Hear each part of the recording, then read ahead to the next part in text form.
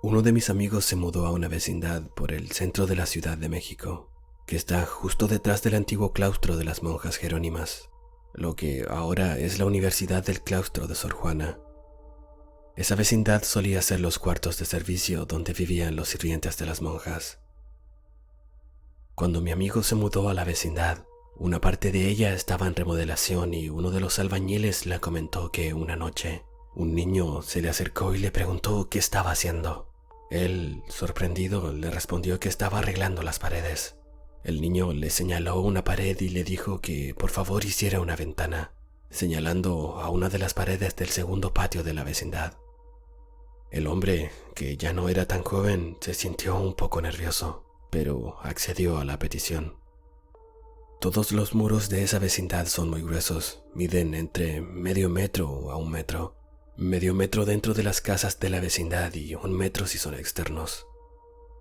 Este muro dividía esa sección de las otras secciones del convento, las que fueron separadas por medio de calles y pasillos cuando, durante la Guerra de Reforma, el convento fue expropiado a la iglesia y convertido en cuartel militar y hospital. Luego se volvió a distintos negocios y vecindades y por cerca de 30 años estuvo abandonado y se volvió un basural, el casco del claustro, hasta que el gobierno lo rehabilitó como una universidad.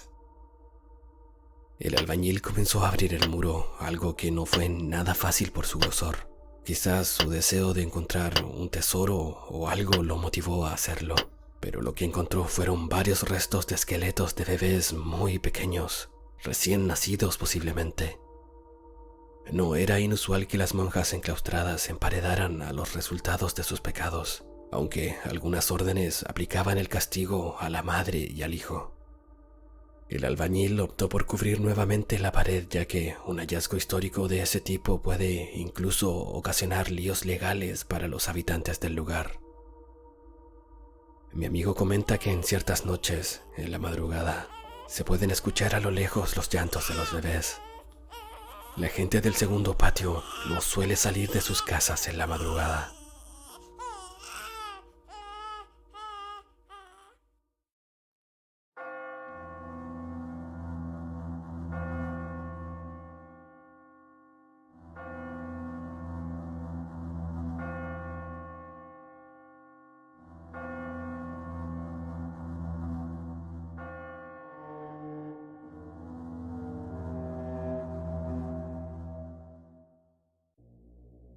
Ya he contado esta historia, pero muy pocos me creen.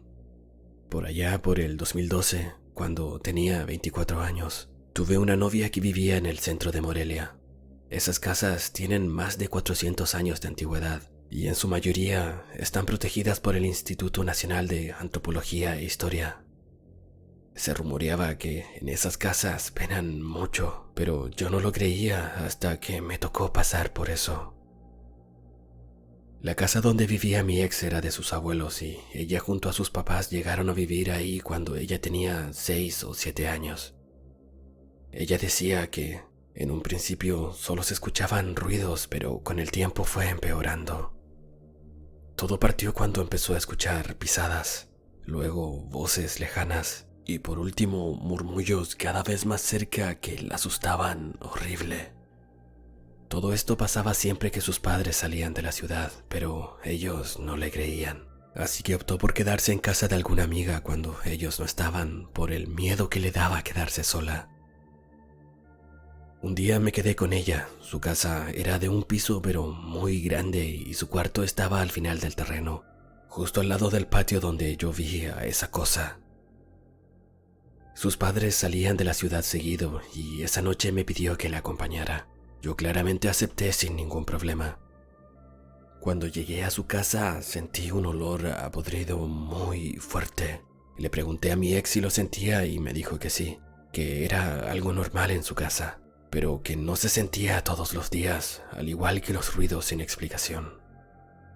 En la madrugada sentí ganas de ir al baño y no quise ir al de sus padres porque ellos no sabían que yo estaba acompañando a su hija en su casa, así que decidí ir al que quedaba en la parte final del patio. No iba con miedo ni sugestionado de nada, pero cuando iba llegando vi una luz roja muy intensa que salía del baño. Me asusté y me fui a orinar a unos árboles cercanos a un muro, pero fue para peor. Cuando terminé de orinar, sentí nuevamente ese olor a podrido horrible. Algo me llamó la atención arriba del muro y había un ser con cara negra de perro. No sé cómo describirlo exactamente, pero se parecía como a un Doberman. Sus ojos eran negros, muy negros. Su cuerpo era transparente, como si estuviera formado de algo que parecía humo blanco y flotaba. No tocaba el muro. Lo vi solo por unos segundos, pero se sintió como si fuera una eternidad. Me quedé congelado por unos momentos, pero cuando recuperé el control de mi cuerpo, salí corriendo a toda velocidad como nunca en mi vida y le dije a mi ex lo que había visto. Cuando terminé de decírselo, le pedí por favor que nos fuéramos a mi casa y eso hicimos. Mientras íbamos en camino, ella me dijo que ya lo había visto, que ya hace algún tiempo lo hostigaba. Le hablaba al oído cuando dormía o trataba de dormir, pero que no lograba entender qué le decía, que si se tapaba la cara con las frazadas, lo sentía subirse sobre ella y respirar muy cerca de su rostro. Lo más extraño es que esto no pasaba siempre, solo se manifestaba 3 o 4 meses al año. Después de esa noche no volví a quedarme en su casa. De hecho, nunca más volví a entrar en ella.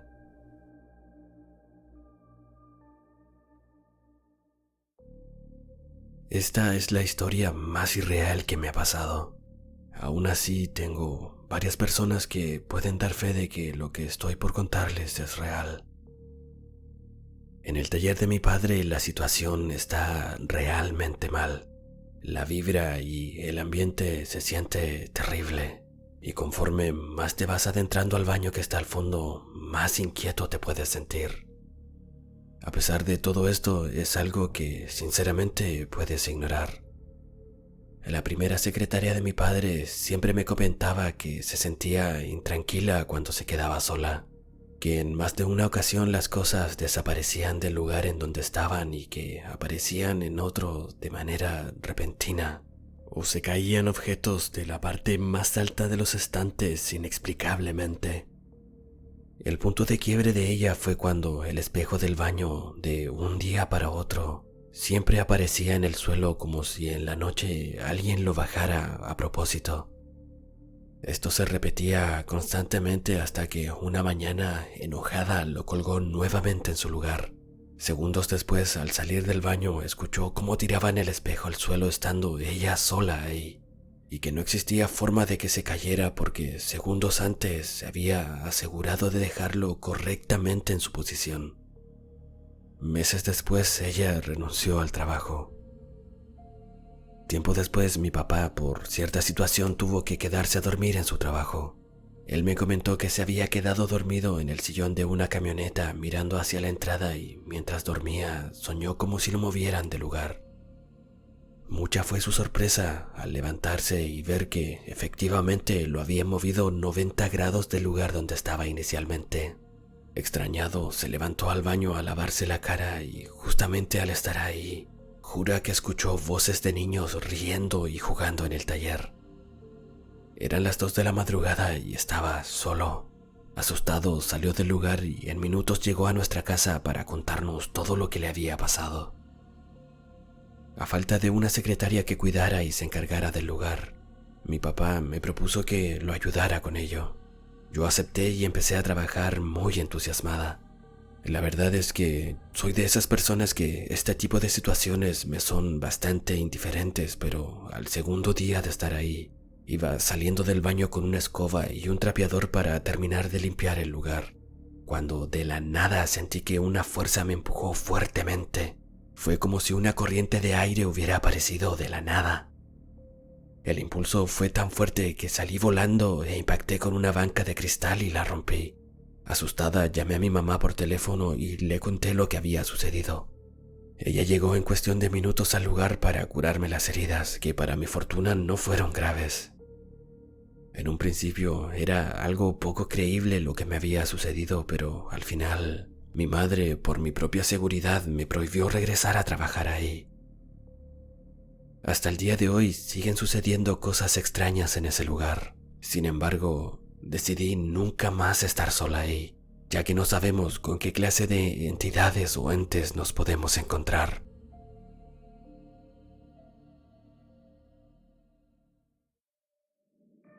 Cuando vivía en mi anterior casa era normal para los que vivíamos ahí que pasaran cosas extrañas, que la televisión se prendiera sin que nadie la manipulara, que se abrieran puertas o que se cayeran cosas de algunos sitios en específicos de la casa. Todos los que vivíamos ahí pensábamos que era normal que este tipo de cosas pasaran, ya que la casa era muy vieja.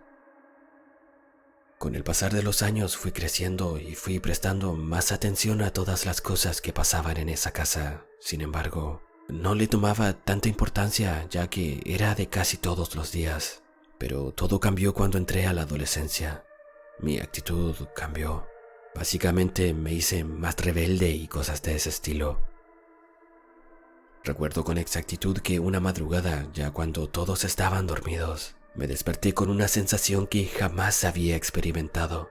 Desperté porque sentí que alguien me estaba observando y, en efecto, había un espectro con forma humana y sombrero en la entrada de mi habitación mirándome fijamente.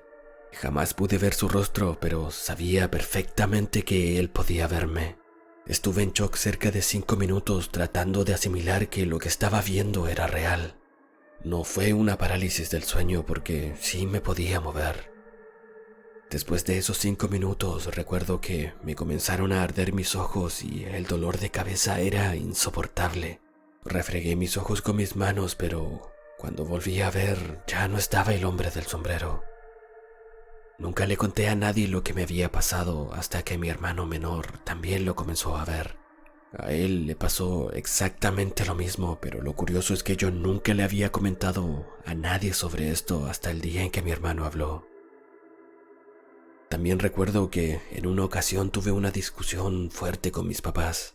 Cuando me estaban retando, yo enojado los dejé hablando solos en la cocina y salí corriendo para encerrarme en mi habitación, pero lo turbio comenzó cuando, al momento de abrir la puerta, mi habitación no estaba. Era un cuarto completamente blanco y, a varios metros frente a mí, volví a ver al hombre del sombrero. Lo curioso fue que se iba acercando poco a poco, paso por paso, pero cada vez que daba un paso, este ser aplaudía. Así pasó hasta que lo tuve frente a mí aproximadamente a unos 2 metros de distancia. Cuando reaccioné, estaba en el living de mi casa rodeado de mis familiares. Ellos estaban llorando, pero yo no sabía qué estaba pasando. Recuerdo que me sentía bien agitado, como si hubiese hecho muchísimo ejercicio y sobre todo tenía mucha sed. Me quise levantar a buscar agua, pero mi papá no me dejó levantarme del sillón. Tiempo después le pregunté a mi cuñado qué había pasado, porque cuando pasó todo esto, él estaba ahí. Él me dijo que cuando me metí a mi cuarto no cerré la puerta y mi papá enojado fue a retarme porque lo había dejado hablando solo, que es una de las cosas que mi papá más detesta, y que cuando me agarró del hombro y me dio vuelta hacia él yo tenía mis ojos en blanco. Después puse una cara que, por lo que me contó mi cuñado, se veía perfectamente que era yo, pero no eran mis facciones. Mi cuñado me dijo que agarré a mi papá con una fuerza que no sabían de dónde la había sacado y que intenté tirar de cabeza al suelo a mi papá, pero él alcanzó a agarrarme y se fue contra mí sosteniéndome de pies a cabeza. También me dijo que cuando me tenían inmóvil, comencé a reírme, pero encima de mi voz se alcanzaba a escuchar otra. Mi madre con la desesperación comenzó a orar por mí y a repetir que dijera, la sangre de Cristo tiene poder. Pero que cada vez que yo decía eso me reía cada vez más fuerte y a retorcerme como si fuera un gusano. Hasta que cuando logré decir esa frase con todas mis fuerzas, la luz de mi cuarto se apagó pero se encendió de inmediato y ahí fue cuando caí desvanecido e inconsciente. Entre todos me llevaron cargando al living y me pusieron en el sillón. Pasaron como 2 minutos y ahí fue cuando desperté. Hasta el día de hoy, nunca he vuelto a ver al hombre del sombrero.